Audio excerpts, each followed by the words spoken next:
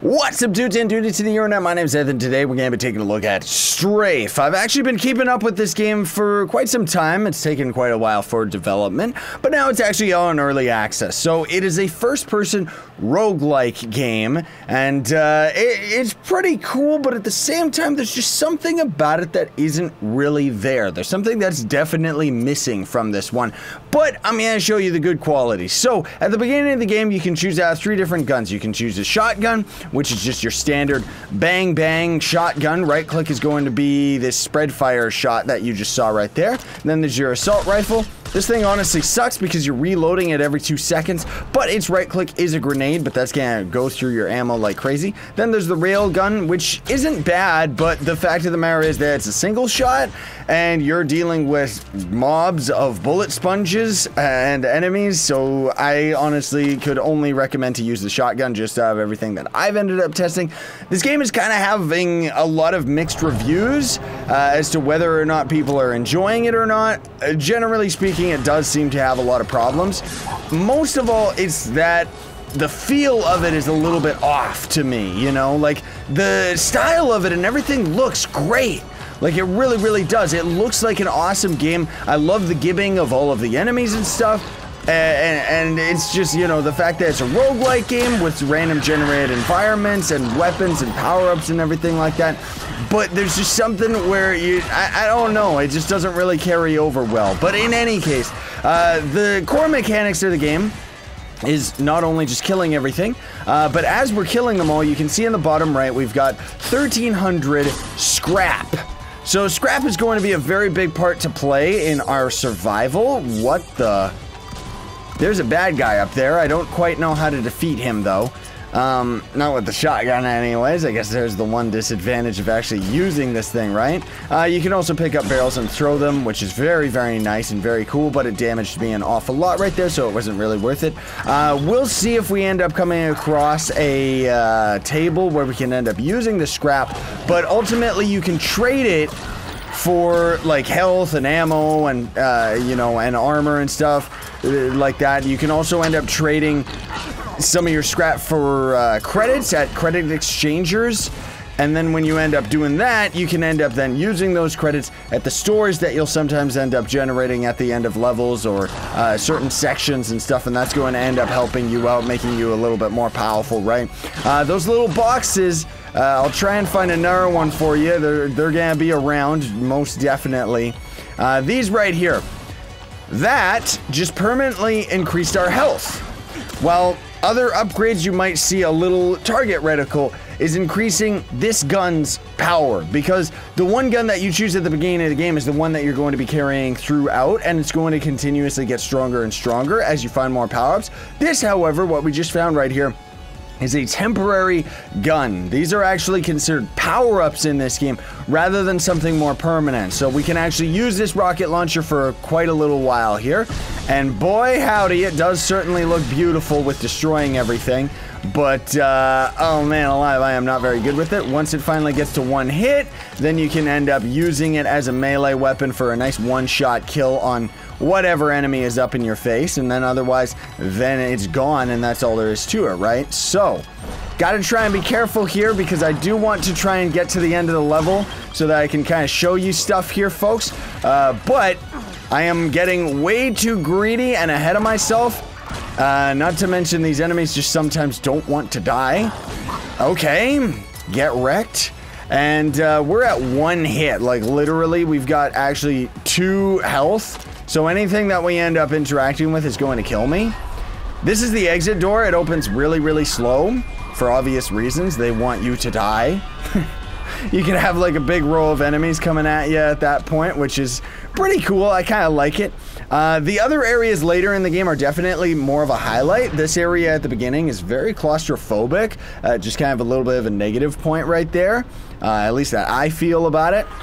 But I do like the production, I do like the style of the game. I just don't really recommend it at the moment, most of all because of the price. Like, the game itself is just too expensive considering the content that you're getting out of it. And I just died. Rip. Okay, we'll see if we can get another run going on here. But that's the real thing. It's just the price. So in terms of the content that you're getting out of it is great, but I would only pay like maybe 10 to 15-ish dollars for it. For somebody like myself, where I'm actually in Canada and our money is actually a lot worse than America, this game actually costs like $21, which it is just not worth that price, like at all. It's a great game. It really is if you want to just have like a generic bullet sponge game. But also the style of the game is very much trying to replicate old games, right? And unfortunately, it doesn't really do that very well. That's kind of one of the things that everyone universally can agree about this game, is that it just doesn't do it. You know, it doesn't emulate the games that it's trying to replicate, right? Or kind of be like a homage to, I guess, right? So with that, you know, it's like we have there's a couple things that I would love to see changed. I hope that they end up doing that. First of all, reloading has to go. Like, that is just not a good thing. So here's one of those here's one of those things where we can end up trading our scrap to end up giving ourselves some more ammo, a bigger bulk of ammo, some half armor or full armor, right? And then eventually reverse shotgun to its original firing mode, because later on you can end up putting upgrades onto your shotgun and stuff like that you might not necessarily like. Like, it might actually be something that you're not really, you know, you're not really feeling. It just doesn't really feel right, you know, something like that. So it's nice that they give you the option, but I haven't really played that far into the game. Honestly speaking, I don't know if I will. Like, that's kind of the thing, is I just picked up this game so that I could do a quick little video, show you all about this, but honestly speaking, I am going to end up returning it, because I don't really, you know, I don't really see myself playing this game. It's not what I expected out of everything that I saw in the trailers and stuff, and I really, really wanted to think that it was going to end up being a much better game. But again, it's like the reloading, that has to go. With the machine gun, your reticle actually spread fires, and you start shooting all over the place, which is something that just, again, has to go, especially with the game trying to be replicating old classics like Doom or Quake and stuff like that, when you can honestly pick those games up for a lot cheaper than this, and you're going to end up getting a lot more content out of it that's a lot more fleshed out. And also, even the more recent Doom game, which I actually had a full Let's Play of, fantastic game. Like, that game ended up taking old style video games and putting a nice modern twist on it that really threw it to a whole other level, you know? And with this game right now, they're passionate like crazy. Like, they're gonna fix it. They're gonna work it all out. And, you know, they're gonna end up making a product that's worthwhile. I'm sure of that eventually. But as it stands right now, it's just not there yet, you know? And it's unfortunate that I have to put out a video that actually just says that, because I really wanted to give this game a chance. You know, I did see the Kickstarter for it like a long time ago, and then for, you know, I didn't really keep up with it or anything, and then suddenly it was like, oh, this game is coming out, and it looks beautiful. It actually plays really fast, and, you know, the style of the game is great. Like, they really, really nailed it. It's just, in terms of content, it's definitely lacking.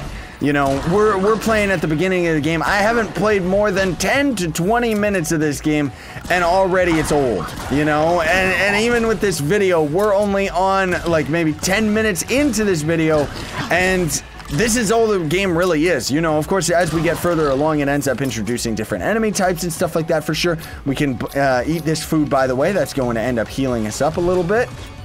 But the enemy variation is just not really, like, they all just kind of have the same attack pattern where they just rush you, or they stand in one place like this guy did and try to shoot you from afar, and that's all there really is to it, right? So let's actually go right up to this next level, probably until we die. Depends how much time it ends up taking.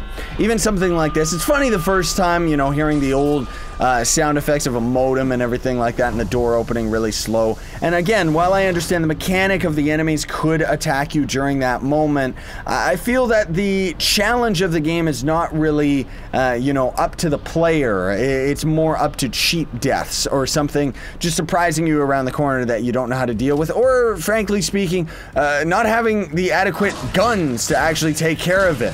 Like, for a game that's got nothing but tons and tons of enemies, we need more crowd control, you know? Like, we need more of a way of actually dealing with lots and lots of enemies all at once, which there is still the right-click attack for the guns for sure, and you can throw barrels like we just did right there, but these enemies are almost, if not as fast as our character, and because of that, we run into a little bit of a problem. Because now we've got these enemies that we might pick up a barrel and we're trying to outrun them, but they're walking at the same speed as us, so we can't outrun them enough to actually throw a barrel and damage them, right?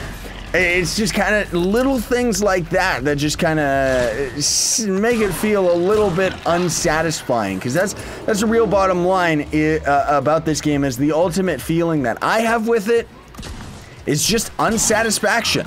You know, we're not talking about a game like Doom that has like a really satisfying shotgun, or even the old classic Doom, never mind the new one that was released in 2016.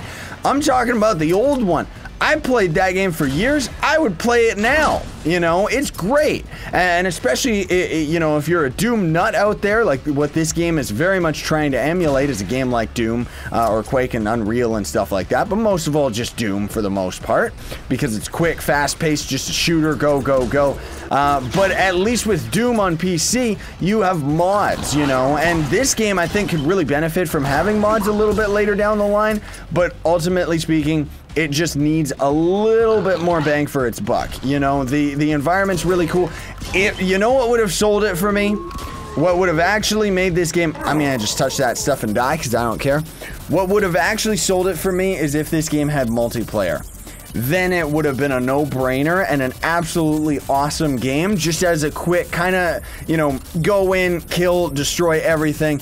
But as it is right now, honestly speaking, I can't recommend it, and that's kind of why I wanted to have this video. Not to bash on the game or anything, because it definitely does have its good qualities for sure. The style of the game, I know I just keep repeating, but it's really, really good. You know, they've got something going here.